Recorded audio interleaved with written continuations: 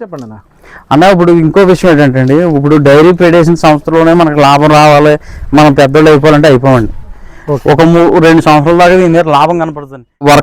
Worker తీయాలి, dairy maintenance తీయాలి, దానాలు తీయాలి, ఇన్ని తీసి మాది ఆంధ్రప్రదేశ్ తూర్పుగోదావరి జిల్లా రాజమండ్రి దగ్గర కృష్ణవరం గ్రామం అండి. నా పేరు అనిల్, మాది అనిల్ డైరీ ఫామ్. మా దగ్గర ప్యూర్ ముర్రా జాతి గేదెలు, గ్రేడ్ ముర్రా జాతి గేదెలు 365 రోజులు ఉంటాయి. నెంబర్ 1 A1 క్వాలిటీలు అయితే రెడీగా ఉన్నాయండి మన దగ్గర. ఓకేనా. ప్రజెంట్ ఎన్ని గేదెలు ఉన్నాయన్న? మన మొత్తం 55 గేదెలు ఉన్నాయండి ఈరోజు. 55 గేదెలు ఉన్నాయి. ఓకేనా. ఏ బ్రీడ్లు ఉన్నాయన్న? ముర్రా బన్నీ ఉన్నాయి. రైతులందరికీ నమస్తే అండి. మనం ప్రజెంట్ అనిల్ డైరీ ఫామ్ దగ్గర ఉన్నామండి. అన్న అడిగి ఒకసారి అయితే వివరాలు అయితే కనుక్కుందాం. అన్న నమస్తే అన్న. నమస్తే అండి అన్న. ఇప్పుడు కొత్తగా డైరీ ఫామ్ పెట్టిన వాళ్ళందరూ కూడా dairy farm loss, dairy farm లో డబ్బులు పెట్టడం వేస్ట్, డబ్బులు దీనివల్ల లక్షల రూపాయలు లాస్ అవుతున్నాం అని చెప్పేసి అంటున్నారన్న. దాని గురించి అసలు లాస్ అనేది డైరీ ఫామ్ లో ఉంటుందా, లేకపోతే మెయింటెనెన్స్ లో ఎలా తేడా వస్తుంది అనేది ఒకసారి అనుభవం అండి. దీంట్లో మనకు దీని గురించి తెలియ కూడా పెట్టాడు అనుకోండి, లాస్ అవుతాడండి. దీని గురించి తెలిసి గేదెలు ఎలా మెయింటైన్ చేయాలి, వర్కర్ మీద కాకుండా స్వతహాగా చేసుకునే వాళ్ళు ఎవరు లాస్ అవ్వరండి. ఇప్పుడు చాలా మంది ఏం చేస్తారండి, లోన్ పెట్టుకునండి, వర్కర్ని పెట్టుకుని ఒక 2-3 రోజులు డైరీ చూసుకున్న తర్వాత వాళ్ళ పని వాళ్ళు చూసుకుని డైరీ వర్కర్ మీద చెప్తుంది. వాడికి ఏం కావాలంటే పాలు పిండితే ఆడికెట్టి, పాలు పిండపోతే ఆడికెట్టి. పెట్టుబడి పెట్టింది మన దగ్గరుండి ఉదయం 4 గంటలకి, సాయంత్రం 4 గంటలకి డైరీ కాడికి పోయి వాళ్ళు ఇక్కడ ఏం విధమైన మెయింటైన్ చేస్తున్నారు, అసలు మనకు పాలు అది సక్రమంగా పిండుతారా లేదని చూసుకుంటే అదొకటండి. గేదెల సెలక్షన్లో ఒకటండి.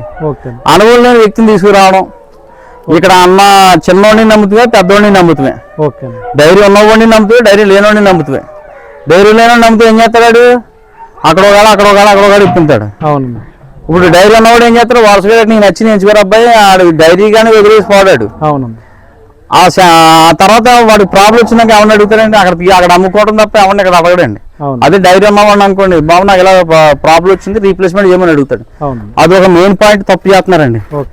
ఆడు వీడియోలు వేసేవాడు, ఆడు ఎంత అనుభవం ఉంటుంది, ఆడికి ఏంటన్నది ఆ మనిషిని చూస్తే తెలుస్తుందండి, వీడికి ఎంత అనుభవం ఉంది, ఎన్ని సంవత్సరాలు చేస్తున్నాడు, ఆడు ఇదేటనే చూసుకుని రండి వచ్చేటప్పుడు. ఇలా మీరు వచ్చే ముందు నేను ప్రతి రైతుకి కూడా ఒకటి చెప్తున్నానండి, వీడియో కాల్ చేసుకుని మీకు ఇక్కడ ఎన్ని గేదెలు ఉన్నాయి, ఇక్కడ ఎంత మెయింటైన్ చేస్తున్నారో ఒకసారి చూపించమనండి. మీకు ఎవరన్నా సరే చూపించాడు అనుకోండి, ఉదయాన్నే అయ్యే చూపించాడు అనుకోండి, ఆ డైరీ కాడ ఉంటారు, లేదా వెళ్ళిపోండి.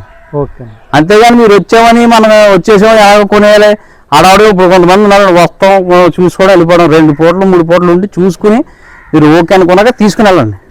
గేదెల సెలక్షన్ ఒకటి, అనుభవం ఒకటి, వర్కర్ మీద వదిలేకపోతే ఎన్ని కరెక్ట్గా చేసుకోకపోతే లాస్ అవుతారండి. ఇవన్నీ కరెక్ట్గా చూసుకున్నాక ఎప్పుడైనా సరే కరెక్ట్గా సక్సెస్ అవుతారండి. టాప్ క్వాలిటీలు ఎంచుకోవాలండి. 2 ఈత గేదె ఎంచుకోవాలి, 3 ఈత కానీ తొలిపోయొద్దు, 4-5 ఈతలు గేదొద్దు, 2 ఈత 3 ఈత ఎంచుకోండి అంతే. పాల కేంద్రం చేస్తే డబ్బులు ఎంత ఇస్తారండి మనకు? నేను మీకు ఇంత ఒకటి చెప్తే మర్చిపోయింది, మార్కెటింగ్ ఒకట్లేదండి. మార్కెటింగ్ సరిగా చేసుకోకపోతే పాల మార్కెటింగ్ పెట్టుకోవాలని మెయిన్ మార్కెటింగ్ చూసుకుని మనం డైరీ ఒక 2 నెలల్లో పెడతాం అనగా ముందు లోకల్గా ఒక 10-20 లీటర్లు కొనుక్కొని మనం సెట్ చేసుకున్నాం అనుకోండి. మార్కెటింగ్ చేసుకుంటే మనకి పాలు అమ్మకం మొదలవుద్దండి. మనం గేదెలు పెట్టుకుని ఇప్పుడు గేదెలు తెచ్చి పెట్టుకుని ఆ పాలు పెట్టుకుని ఇంట్లో పోసుకుని కెమెరా పోతే 40 రూపాయలు వస్తారండి. బయట అమ్ముకుంటే 89 వస్తుంది. హాస్టల్ కానీ, హోటల్ కానీ, స్వీట్ షాపులు కానీ పెట్టుకుంటే మనకు బాగుంటుంది. ఇప్పుడు ప్రజెంట్ మన దగ్గర ఎంత అమ్ముతున్నారన్న? మాకు 70 రూపాయలు అండి. 70 రూపాయలు అమ్ముతారా? కేంద్రం దగ్గర అయితే ఎంత వస్తుందన్న? కేంద్రం అయితే 55-60 వస్తుంది. 55-60 మధ్యలో అయితే వస్తుంది. ఓకే చెప్పండి అన్న. ఇప్పుడు ఇంకో విషయం ఏంటంటే ఇప్పుడు డైరీ ఫెడరేషన్ సంస్థలోనే మనకు లాభం రావాలి, మనం పెద్దోళ్ళు అయిపోవాలంటే అయిపోవండి. ఒక 2 సంవత్సరాల దాకా దీని మీద లాభం కనపడుతుంది. ఇప్పుడు దీనికి ఒక ఫీమేల్ కాపు పుడుతుందండి. దీని పాలన్న ఈటోడికి ఆ దూడ మనం పక్క చేస్తే 2-3 ఇయర్స్ లో మనకు మళ్ళీ హీటింగ్ వస్తుంది. ఆ దూడ అది లాభం. ఇది 2 ఈతలు పాలు తాగివ్వండి, ఒక ఈత అంతా డబ్బు అయిపోద్దండి.